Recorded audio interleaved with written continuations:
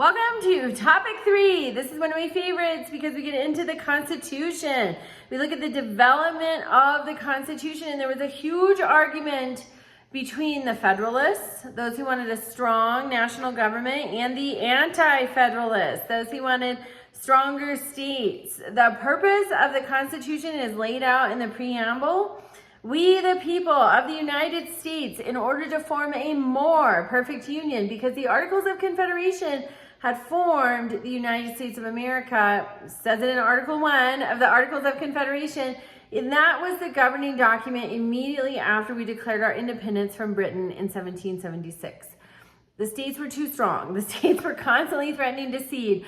And even during the ratification of the Constitution, they were still worrying about losing some states. Even during the drafting, there were fights, and they had seen independence. They had seen how it was done. They were part of it. So it was not a foreign concept to them. It was doable. So it's a real threat. So we're pulling the states together with the Constitution to form a more perfect union, establish justice, ensure domestic tranquility, provide for the common defense, promote the general welfare, and secure the blessings of liberty to ourselves and our posterity.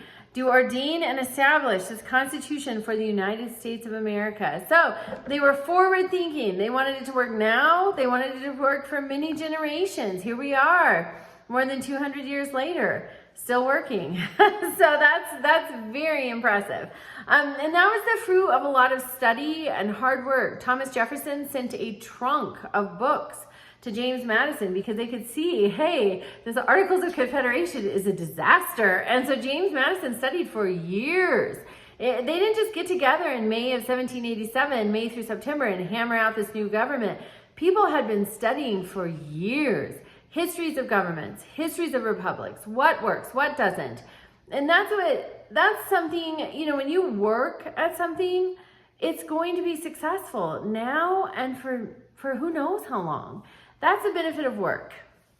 Now, okay, also this week we're looking at how the government evolved. So it's brand new with the George Washington administration.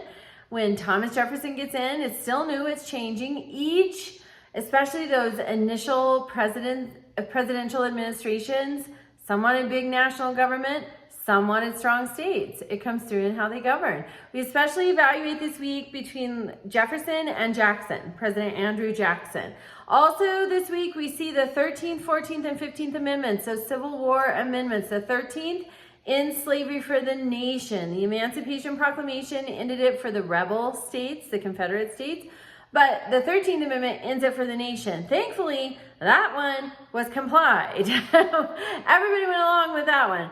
But the 14th and 15th Amendments, it's almost 100 years before those really are put into action the way they were intended. And we see them really finally put into action with the Civil Rights Act in 1964 and the Voting Rights Act in 1965. That's how long it took for really African Americans to finally get the rights that were intended to be conveyed to them fully with the 14th and 15th Amendments.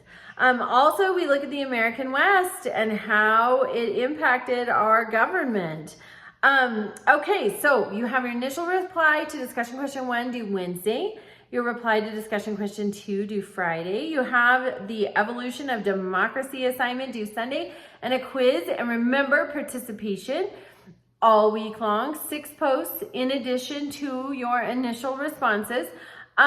Also, if you're missing any assignments, please reach out to me. I can reassign them and you can still get full credit. That goes for assignments and the quizzes. So please reach out to me, let me know, and have a great week.